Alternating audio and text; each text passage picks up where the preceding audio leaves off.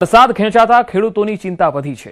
અડધું ચોમાસું પૂરું થયું છતાં કેટલાક વિસ્તારમાં ઓછો વરસાદ છે। રાજ્યમાં સરેરાશ 75% જેટલો વરસાદ થયો છે અને 73 તાલુકામાં 50% પણ વરસાદ થયો નથી।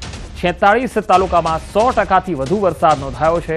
તો વરસાદની અસમાન વહેંચણી આ ચિંતાનો વિષય બની ગઈ છે, જેના પગલે જ્યાં વરસાદ ઓછો થયો છે અથવા તો સાવ ઓછો થયો છે અથવા તો નહીવત થયો છે, તો ત્યાં ખેડૂતોની હાલત ખૂબ જ કફોડી થઈ રહી છે, ચિંતા વધી છે।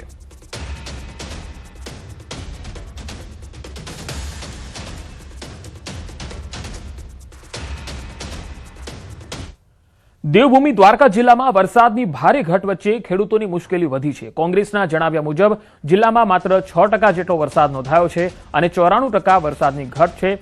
ખેતીના પાક સાથે પશુધન માટે પણ પાણી અને ઘાસચારાની સમસ્યા સર્જાતા ખેડૂતોમાં ચિંતા વધી છે। સરકારના કૃષિ મંત્રીને જ્યારે પત્રકારો પ્રશ્ન પૂછે છે તો જવાબ આપે છે કે દ્વારકાધીશ સૌનું ધ્યાન રાખશે। જો દ્વારકાધીશ જ ધ્યાન રાખવાના હોય તો પછી સરકારને બેસાડવાની જરૂર શું છે, કૃષિ મંત્રીને બેસાડવાની જરૂર શું છે? એટલે આજે અમે દ્વારકા જિલ્લા કોંગ્રેસ સમિતિ વતી કલેક્ટરને આવેદન આપતા પહેલાં ભગવાન દ્વારકાધીશની છબી રાખી અને એમની સામે પૂજા અર્ચન કર્યું હતું ને હારે હારે જીતુભાઈના ફોટો રાખ્યા હતા। એટલે જીતુભાઈને ખબર પડે કે ખેડૂતો દ્વારકાધીશની પૂજા અર્ચન પણ કરે છે।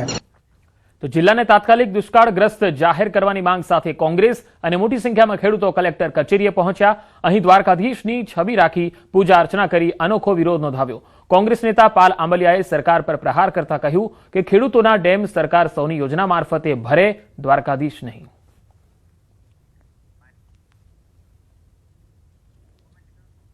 તો માંગ નહીં સંતોષાય તો ઉગ્ર આંદોલનની ચીમકી પણ આપી છે। દ્વારકામાં વરસાદની ઘટથી ખેડૂતો પરેશાન છે, ત્યારે કોંગ્રેસે અનોખો વિરોધ કર્યો। આપણે સૌ સામૂહિક પ્રાર્થના કરીએ કે આ સ્થિતિમાં ક્યારેય કોઈને ન મુકાવવું પડે અને પોતાનું જીવન એ સારી રીતે ગુજારી શકે એવો વરસાદ ભગવાન ચોક્કસ આપે। ભગવાનના ચરણોમાં શીશ ઝુકાવીને હું પણ પ્રાર્થના કરું છું, પણ ક્યારેય કોઈ મુશ્કેલી પડે ત્યારે ભગવાન જ એમાંથી બહાર કાઢતા હોય છે। સરકાર એની ફરજ નિભાવતા છે। તો ખેડૂતો અને કોંગ્રેસે તમામ ડેમ સૌની યોજનાથી ભરવા, તાત્કાલિક ઘાસચારા કેન્દ્રો શરૂ કરવા, પાંજરાપોળની વ્યવસ્થા કરવા, પાક ધિરાણ અને ફિક્સ વીજ બિલ માફ કરવા સહિતની માંગણી કરી છે। સાથે રોજગારલક્ષી કામો શરૂ કરવાની પણ માંગ કરાઈ છે। જિલ્લા કોંગ્રેસે કલેક્ટરને આવેદનપત્ર આપી ચેતવણી આપી છે કે સરકાર તાત્કાલિક નિર્ણય નહીં લે તો આંદોલન વધુ ઉગ્ર બનશે। સરકારશ્રીની જે 2020-21ની જે યોજનાઓ છે એ પ્રમાણે દ્વારકા જિલ્લાને દુષ્કાળગ્રસ્ત જાહેર કરી અને જે ખેડૂતોનો જે કર્જ છે એ કર્જ માફ કરવામાં આવે। અત્યારે માલઢોરની એવી પરિસ્થિતિ ખરાબ થઈ છે કે એને ઘાસ સારા ટકા પાણી પીવાની વ્યવસ્થા પણ નથી। અત્યારે હાલમાં ખેડૂતોને કૂવામાં પાણી નથી, નદી નળાઓ ખાલી છે બધા, અને કઈ સરકારનું સ્વની યોજના છે એનું પાણી કોઈને લાભ મળ્યો નથી। એટલે ખેડૂતને જે પાક છે એ તો સુકાઈ ગયો છે। આજે ખેડૂતો માલધારીઓ છે એ સાથે મળી અને કલેક્ટરશ્રીને આવેદનપત્ર આપી દ્વારકા જિલ્લાને દુષ્કાળગ્રસ્ત જાહેર કરવામાં આવે અને એની સાથે સાથે જ જે સૌની યોજના છે, સૌની યોજના દ્વારા દ્વારકા જિલ્લાના ડેમો છે એને તાત્કાલિક ધોરણે ભરવામાં આવે, ઘાસચારા વિતરણ કેન્દ્રો ચાલુ કરી અને માલધારીઓને પશુના ચારાની વ્યવસ્થા કરવામાં આવે અને ચાલુ વર્ષનું પાક ધિરાણ છે ખેડૂતોનું માફ કરવામાં આવે, એવી માંગણીને લઈ અને અમે લોકોએ કલેક્ટરશ્રીને આવેદનપત્ર આપેલ છે। સૌરાષ્ટ્રમાં વરસાદ ખેંચાતા ખેડૂતોની ચિંતા વધી છે। પાક બચાવવા માટે ધોરાજી ઉપલેટાના પૂર્વ ધારાસભ્ય લલિતભાઈ વસોયાએ મુખ્યમંત્રી ભૂપેન્દ્ર પટેલને પત્ર લખ્યો છે। અલનીનોની ભયંકર અસર અને વરસાદની અછત વચ્ચે રાજ્ય સરકાર પાસે તેમણે મોટી માંગ કરી। વિજ્ઞાન અને આધુનિક ટેકનોલોજીનો ઉપયોગ કરી સૌરાષ્ટ્રમાં તાત્કાલિક ધોરણે કૃત્રિમ વરસાદનો પ્રયોગ હાથ ધરવાની રજૂઆત કરી। લલિત વસોયાનો દાવો, હાલ સમગ્ર સૌરાષ્ટ્રમાં વાદળછાયું વાતાવરણ છે। જો સરકાર અત્યારે કૃત્રિમ વરસાદનો પ્રયોગ કરે તો વરસાદ થવાની અને સફળતા મળવાની પૂરી શક્યતાઓ છે। મગફળી, કપાસ, સોયાબીન અને તુવેર જેવા ઊભા પાક નિષ્ફળ જવાની ભીતિ છે। જે ખેડૂતો પાસે કૂવા કે બોરની સગવડ નથી તેમના પાકને બચાવવા સરકારે તાત્કાલિક નિર્ણય લેવો જોઈએ તેવી માંગ કરી છે। રાજ્ય સરકારને ગુજરાતના મુખ્યમંત્રીને પત્ર લખી અને તાત્કાલિક ધોરણે સૌરાષ્ટ્રની અંદર કૃત્રિમ વરસાદનો પ્રયોગ કરવો જોઈએ, અને તો જ ખેડૂતોના ઊભા પાક બચી શકશે, ખેડૂતોને એનાથી ફાયદો થશે. એટલે રાજ્ય સરકારને મીડિયાના મારફતે પણ વિનંતી કરું છું કે તાત્કાલિક ધોરણે સારું વાતાવરણ છે અને કૃત્રિમ વરસાદનો પ્રયોગ કરવો જોઈએ. રાજ્યમાં વરસાદ ખેંચાવાને કારણે ખેતરોમાં ઉભેલો પાક સુકાઈ રહ્યો છે, જેનાથી ચિંતિત ખેડૂતો અનેક વિસ્તારોમાં તાત્કાલિક ધોરણે પ્રદેશને દુષ્કાળગ્રસ્ત જાહેર કરવાની માંગ કરી રહ્યા છે. આ ગંભીર કટોકટીમાંથી પાકને બચાવવા માટે હવે કૃત્રિમ વરસાદ કરવા માટેની માંગ ઉઠી રહી છે. જો કે સૌથી મોટો સવાલ એ છે કે શું કૃત્રિમ વરસાદ માટે હાલ યોગ્ય વાતાવરણ છે? નિષ્ણાતોના મતે કૃત્રિમ વરસાદ માટે આકાશમાં પૂરતા પ્રમાણમાં ભેજયુક્ત વાદળો હોવા અનિવાર્ય છે, જેથી હાલની સ્થિતિમાં હવામાનની પ્રતિકૂળતા વચ્ચે આ પગલું કેટલું કારગર નીવડશે તે મોટો પડકાર છે.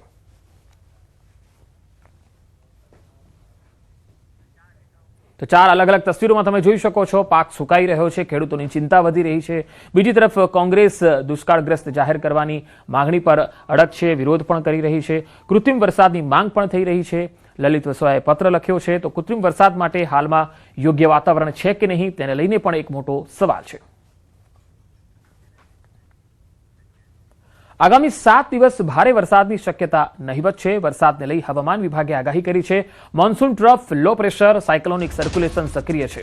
રાજ્યમાં સામાન્યથી મધ્યમ વરસાદની આગાહી રહેશે. રાજ્યમાં સામાન્ય કરતાં 4% ઓછો વરસાદ થયો. આગામી 7 દિવસ ભારે વરસાદની કોઈ શક્યતા નથી. आने वाले 7 दिनों के लिए लाइट टू मॉडरेट रेन का पूर्वानुमान है गुजरात रीजन में और साथ ही सौराष्ट्र और कच्छ रीजन में. और हम सिस्टम्स की बात करेंगे तो गुजराती स्टेट के आसपास जो सिस्टम्स बने हुए हैं उसमें एक low pressure area north east MP पे बना हुआ है और एक दूसरा cyclonic circulation south west MP पे बना हुआ है. और जो एक मानसून ट्रफ है वो अभी भी अमृतसर से लो प्रेशर एरिया को पास कर रही है. इन सिस्टम्स को ध्यान में रखते हुए आने वाले 7 दिनों के लिए लाइट टू मॉडरेट रेन का पूर्वानुमान है जिसमें गुजरात स्टेट के सारे डिस्ट्रिक्ट कवर हैं. તો વરસાદ અંગે અંબાલાલ પટેલે મોટી આગાહી કરી છે. 24 થી 72 કલાકમાં વરસાદી ઝાપટાની શક્યતા વ્યક્ત કરી છે. મધ્ય અને દક્ષિણ ગુજરાતમાં અને સૌરાષ્ટ્રમાં આગાહી કરવામાં આવી છે. અમદાવાદ, ગાંધીનગર, વડોદરામાં આગાહી કરાઈ છે. તો આણંદમાં પવન સાથે વરસાદની સંભાવના રહેશે. દરિયાકાંઠે ભારે પવન ફૂંકાવાની પણ શક્યતા રહેશે. આગામી 24 કલાકમાં મધ્ય ગુજરાતના ભાગો, વડોદરાના કેટલાક ભાગો, આણંદના ભાગો, અમદાવાદના ભાગોમાં વરસાદ ઝાપટા પડવાની શક્યતા રહેશે. આ ઉપરાંત ગાંધીનગરના ભાગોમાં અને ઉત્તર ગુજરાતના કેટલાક ભાગો અને પૂર્વ ગુજરાતના કેટલાક ભાગોમાં પણ વરસાદ ઝાપટા પડવાની શક્યતા રહેશે. દક્ષિણ ગુજરાતના ભાગોમાં પણ વરસાદ ઝાપટા પડવાની શક્યતા રહેશે. સૌરાષ્ટ્રના ભિન્ન ભિન્ન ભાગોમાં વરસાદ ઝાપટા પડી શકે. પરંતુ આગામી 72 કલાકમાં વધુ ઝાપટા પડી શકે અને આ વરસાદી પાણી કૃષિ પાકો માટે સારું ગણાશે. જેમાં મધ્ય ગુજરાતના ભાગોમાં હળવા ભારે વરસાદ ઝાપટા પડી શકે. ઉત્તર ગુજરાતના ભાગોમાં, પાટણ સમી હારીના ભાગોમાં, મહેસાણાના ભાગોમાં, બનાસકાંઠાના ભાગોમાં, પાલનપુરના ભાગોમાં અને સાબરકાંઠાના ભાગોમાં, અરવલ્લીના ભાગોમાં, પંચમહાલના ભાગોમાં વરસાદી ઝાપટાનું પ્રમાણ વધી શકે. તો જન્માષ્ટમી દરમિયાન પણ વરસાદની સંભાવના રહેશે. અંબાલાલ પટેલે કહ્યું છે 23 થી 30 ઓગસ્ટે ઉત્તર ગુજરાત, સૌરાષ્ટ્રમાં આગાહી છે. કચ્છમાં ભારે વરસાદના એંધાણ છે. 26 ઓગસ્ટથી બંગાળની ખાડીમાં એક નવી સિસ્ટમ સક્રિય થશે. ઓગસ્ટના અંતથી સપ્ટેમ્બરની શરૂઆતમાં સારો વરસાદ થવાનો અંદાજ છે. 6 થી 10 સપ્ટેમ્બર વચ્ચે રાજ્યના અનેક ભાગોમાં વરસાદી માહોલ રહેશે. 12 સપ્ટેમ્બર બાદ અરબ સાગર, બંગાળની ખાડી સક્રિય થતા ભારે વરસાદની શક્યતા રહેશે. 27 સપ્ટેમ્બરથી 5 ઓક્ટોબર વચ્ચે ગાજવીજ સાથે વરસાદની આગાહી છે. 10 ઓક્ટોબર આસપાસ દરિયામાં નવી સિસ્ટમથી ભારે પવન ફૂંકાશે. તેમજ દક્ષિણ ગુજરાતના ભાગોમાં ભારે વરસાદ ઝાપટા પડી શકે. સૌરાષ્ટ્રના ભિન્ન ભિન્ન ભાગોમાં ભારે વરસાદ ઝાપટા પડવાની શક્યતા રહેશે. પશ્ચિમ સૌરાષ્ટ્રના ભાગોમાં પણ ક્યાંક હળવા વરસાદ ઝાપટા પડી શકે. કચ્છના ભાગોમાં પણ ક્યાંક હળવા વરસાદ ઝાપટા પડવાની શક્યતા રહેશે. રાજકોટના ભાગોમાં પણ ક્યાંક હળવા વરસાદ ઝાપટા પડવાની શક્યતા રહેશે. સૌરાષ્ટ્રના કેટલાક ભાગમાં ભારે વરસાદ ઝાપટા પણ પડી શકે. પણ ઉલ્લેખનીય છે કે મિઝો વેવ્સ અત્યારે સક્રિય નથી, જેના કારણે વરસાદ બરાબર થતો નથી. આ ઉપરાંત ઓસ્ટ્રેલિયાની આસપાસ એક ચક્રવાતી પરિભ્રમણ છે, જે પણ ભેજ ભારત તરફથી બંગાળ ઉપસાગરનો ભેજ ખેંચી જાય છે. 26 તારીખની આસપાસ બંગાળનું ઉપસાગર સક્રિય થઈ શકે અને પુનઃ આ માસના અંતથી સપ્ટેમ્બરની શરૂઆતમાં ગુજરાતના ભાગોમાં વરસાદ આવવાની શક્યતા રહે. તેમજ તારીખ 7 થી 10માં પણ વરસાદ આવવાની શક્યતા રહે. જન્માષ્ટમી નિમિત્તે છાંટા પડવાની શક્યતા રહે. અમદાવાદ